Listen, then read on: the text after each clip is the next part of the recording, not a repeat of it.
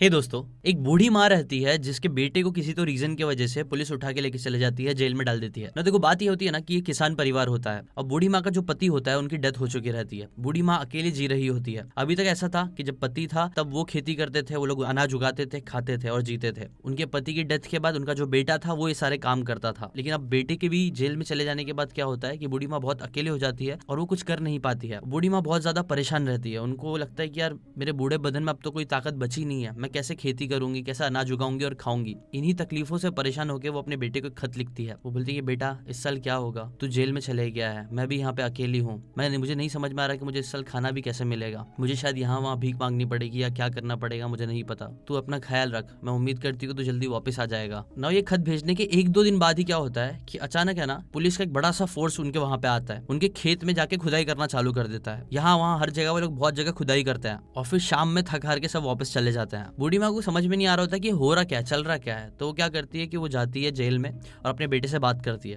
वो अपने बेटे से पूछती है कि असल में हुआ क्या, क्यों वो पुलिस वालों ने आके पूरी खेत को आप बोल सकते हो खोद के सही कर दिया, सारी नीचे की मिट्टी ऊपर लाके रख दी। कि वो बेटा बोलता है देखो माँ, मुझे तुम्हारी तकलीफ सुन के रहा नहीं गया, मैं यहाँ से कुछ कर नहीं सकता था, इसलिए मैंने क्या किया कि मैंने उसके दूसरे दिन जिस दिन आपका खत मिला उसी दिन ही मैंने आपको एक खत लिखा वापस से। उस खत में मैंने लिखा था कि माँ ये जो खेत है ना उसको तुम जरा भी खोदना नहीं, वहां पे मैंने कुछ बहुत खास चीजें छुपा के रखी हुई है जो अगर निकल गई तो परेशानी हो जाएगी। ऐसा करके मैंने खत भेजा। मैंने ऐसा लिखा था बिकॉज मुझे पता था कि पुलिस वाले ना हर खत को चेक करते हैं और जैसे ही उन्होंने ये चीज को पढ़ा तो उनके अंदर शक आ गया कि मैंने कहीं खेत में कोई सबूत तो छुपा के नहीं रखे हैं। इसलिए वो लोग आए और वो लोग ने खोदा, लेकिन उन्हें कुछ नहीं मिला और आपका खेत भी आपको खुद के मिल गया। वैसे तो मैं ज्यादा कुछ कर नहीं पाया, लेकिन इतना मैंने अब कर दिया है, अब तुम्हारे लिए अनाज उगाना आसान होगा। देखो दोस्तों, ये कहानी एक बहुत ही इंपॉर्टेंट हैबिट और एक बहुत ही इंपॉर्टेंट लेसन सिखाती है, जो है आई कैन डू इट की हैबिट। मैं इतने सारे लोगों को देखता हूँ जिनसे जब भी कोई मदद मांगता है या फिर कोई भी उनको गोल्स पे काम करने के लिए बोलता है उनके, तो उनके पास एक्सक्यूजेस की एक बड़ी सी लिस्ट होती है कि यार मेरे पास देखना पैसे नहीं है, मेरे पास है ना टाइम नहीं मिल रहा, मेरे पास है ना कनेक्शंस नहीं है, यार मैं करना तो बहुत चाहता हूँ बट मैं कर नहीं पा रहा हूँ क्योंकि ये सारी चीज़ है। लेकिन सच तो यह है ना कि अगर एक इंसान ठान ले कि उसे कुछ करना है, उसे किसी की मदद करनी है, फिर उसे अपने गोल्स पे काम करना है, तो कोई ना कोई रास्ता निकाल ही लेगा अगर उसके अंदर आई कैन डू इट वाली हैबिट होगी। तो ज्यादातर लोगों के अंदर इसके अपोजिट होती है, I can not do it वाली हैबिट होती है। उन्हें लगता है कि यार नहीं हो सकता है, ये इतने सारे रीजन है जिसकी वजह से मैं ये नहीं कर सकता हूँ।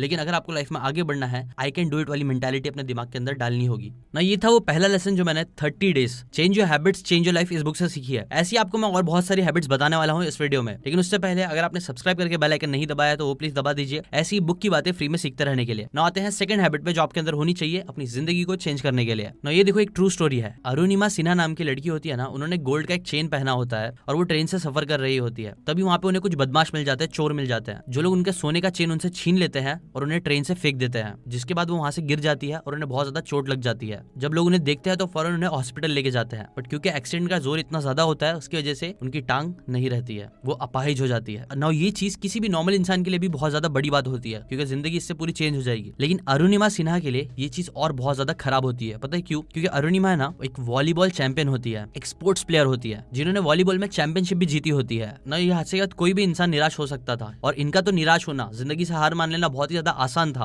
बिकॉज इनकी पूरी जिंदगी स्पोर्ट्स में थी जहाँ पे आपके ऑब्वियसली पैरों की बहुत ज्यादा जरूरत होती है। लेकिन अरुणिमा जो थी ना, उन्होंने इस खराब इंसिडेंट को अपने आप को रोकने नहीं दिया। इनफैक्ट आपको बता दूं तो अरुणिमा ने इस चीज को एज अ चैलेंज लेते हुए और ये सोचते हुए कि जो भी भगवान करता है कुछ सोच समझ के ही करता है, उसके पीछे कुछ तो रीजन होगा, ये सोचते हुए ही उन्होंने एक चैलेंज लिया। उन्होंने चैलेंज लिया माउंट एवरेस्ट चढ़ने का। और गेस व्हाट, 2 साल बाद 21 मई 2013 में 10:55 AM को उन्होंने माउंट एवरेस्ट को पहली बार क्लाइम कर लिया। इनफैक्ट इसके बाद आज तक उन्होंने 7 बड़ी बड़ी ऊंची पहाड़ों को चढ़ के दिखाया है, जिसमें एवरेस्ट आती है, किलिमंजारो आती है अफ्रीका की, एल्ब्रस आती है यूरोप की, और ऐसी कई अलग अलग देशों के कई बड़े बड़े पहाड़ है जो उन्होंने चढ़े हैं। और ये सब कैसे हुआ? ये सब तभी हो पाया जब उन्होंने अपने मेस को अपना मैसेज बनाया। अपनी तकलीफों को उन्होंने अपने आप को झुकाने नहीं दिया, बल्कि उससे लड़के उन्होंने कुछ कर दिखाने का जज्बा रखा। और यही है सेकंड हैबिट जो सक्सेसफुल लोगों में देखने मिलती है। और अगर आपको भी लाइफ में बड़ा करना है तो ये हैबिट आपके अंदर भी डालना होगा। देखो छोटे या बड़े लेवल पे ये पक्की बात है कि आपकी जिंदगी में कुछ तकलीफें आएंगी, कुछ प्रॉब्लम्स आएगी, लेकिन अगर आप उसको ही लेके बैठे रहोगे कि यार बस मेरी जिंदगी नहीं बची है, कुछ नहीं कर पाऊंगा, ये एटीट्यूड रहेगा, ये मेंटालिटी रहेगी, तो पक्का आप कुछ नहीं कर पाओगे। लेकिन जबकि इसके अपोजिट कि अगर आप ये चीजें ठान लोगे कि कितनी भी बुरी चीज हो जाए फिर भी मैं उन तकलीफों से आगे बढ़ के कुछ बड़ा करके दिखाऊंगा, और यही हैबिट आपको 30 दिन में डालनी है अपने अंदर। जो थर्ड हैबिट आपको अपने अंदर डालनी है वो है the power of giving perspective. Rajasthan के गांव में एक रईस आदमी रहता है जो बहुत समझदार रहता है। वो अपने बच्चों को एक लेसन सिखाना चाहता है, इसलिए वो क्या करता है कि वो अपने वसीयत में एक बहुत अजीब सी चीज लिख के जाता है। बात ये होती है ना कि उसके पास टोटल 19 ऊँट होते हैं और उसकी वसीयत में वो ये लिख के जाता है कि मेरे बनने के बाद तुम क्या करना, इन सारे ऊँटों में से हाफ मेरे बेटे को दे देना, 1/4 मेरी एक जो बेटी है शादीशुदा उसको दे देना, और 1/5 उनको दे देना जिन्होंने आज तक हमारे घर की हमारी सेवा की है। या बोल सकते हो चैरिटी या दान भी बोल सकते हो। विल अजीब इसलिए थी बिकॉज विल में ये भी लिखा गया था कि आप ना ऊँटों को कम नहीं कर सकते हो, काट नहीं सकते हो। अब ये प्रॉब्लम वाली क्यों चीज थी? वेल 19 का आधा क्या होता है? 9.5 होता है, राइट। बट आप 9.5 ऊँट कैसे दे सकते हो अपने बेटे को? और जहाँ पे लिखा हो गया कि आप आधा ऊँट भी नहीं दे सकते हो, तो बात क्या है? तो वेल बड़े बड़े समझदार उस गाँव के आते हैं, लोग ट्राई करते हैं फिगर आउट करने का कि 19 ऊँट का आधा ऊँट कैसे बच्चे को दे दे, 1/4 कैसा हिस्सा लड़की को दे दे। उन्हें कुछ गणित समझ नहीं आता, तो वो लोग क्या करते हैं कि गाँव का एक बहुत जो समझदार इंसान रहता है ना, उस आदमी का दोस्त भी रहता है जिसने बिजनेस बनाने में उनकी हेल्प भी की रहती है, वो आदमी को लेके आते हैं ना। वो आदमी क्या करता है पता है? बहुत सिंपल सी चीज करता है। वो आदमी बोलता है कि देखो हम ऊँट को काट नहीं सकते, कम नहीं कर सकते, लेकिन एक चीज कर सकते हैं। क्या? ऊँट बढ़ा सकते हैं। कैसे? मेरी एक ऊँट तुम इस विल में डाल दो, ठीक है? तो वो विल में ऊँट हो जाती है 19 से 20। अब 20 ऊँट हो गई तो 20 का आधा कितना होता है?